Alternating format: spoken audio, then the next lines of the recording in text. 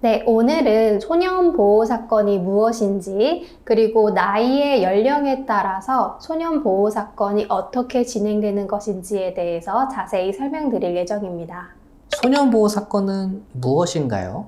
소년보호 재판은 일반 형사사건과 다르게 처벌을 목적으로 하는 것이 아니라 만 19세 미만의 미성년자의 범행 사건에 대해서 보호 처분을 하는 것을 말합니다. 형사처벌이 아니기 때문에 처벌을 목적으로 하는 것이 아니고 수명 개선, 환경 조정과 같은 목적이 있습니다. 미성년자 사건이면 모두 소년보호 사건으로 진행되는 걸까요? 미성년자라고 해서 모두 소년보호 사건으로 송치되는 것은 아닙니다. 소년보호 사건으로 해고될 수 있는 나이가 있는데요. 만 10세 이상 그리고 만 19세 미만이어야 합니다.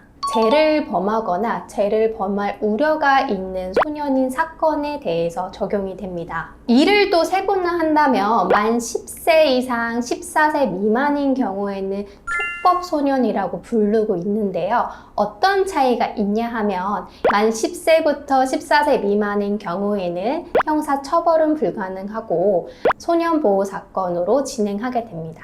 만 14세 이상 19세 미만인 경우에는 범죄소년이라고 하는데요. 범죄소년은 소년보호 처분을 우선으로 하기는 하지만 중대한 범죄를 저지른 경우에는 형사처벌을 받을 수 있게 됩니다. 만으로 10살 미만인 경우에는 경찰 조사도 안 받고 사건이 끝나는 것일까요? 만으로 10살 미만인 경우에는 소년보호 처분과 형사처벌을 받지 않는다는 의미인 것이고요.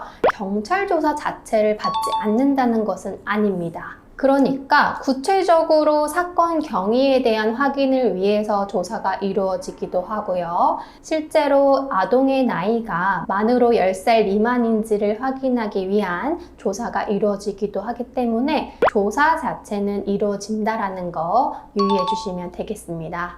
다만 입건이라고 해서 정식적으로 수사가 개시되거나 그리고 수사 대상이 되는 것은 아닌 것입니다. 변호사님, 그러면 내 사건이 이 소년보호 사건 중에서도 중범죄인지 아닌지 알 수 있는 방법이 있을까요?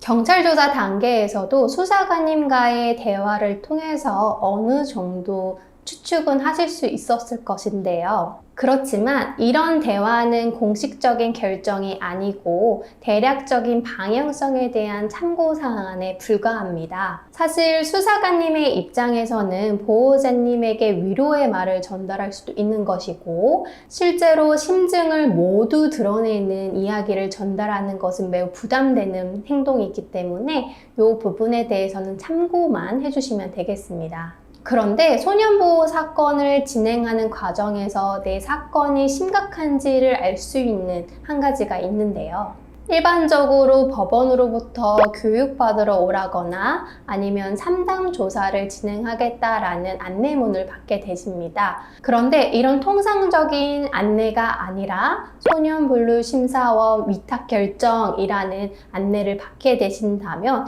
이 부분은 심각한 사건에 해당한다라고 바로 캐치해 주셔야 되겠습니다. 내 사건이 심각한 소년보호 사건인지 아닌지를 바로 캐치하는 것이 중요한 이유는요.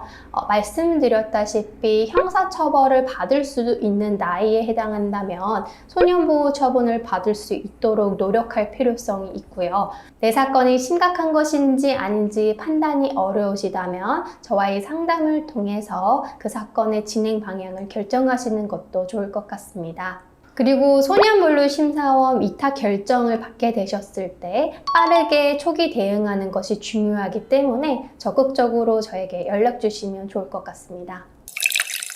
사이다 학교폭력.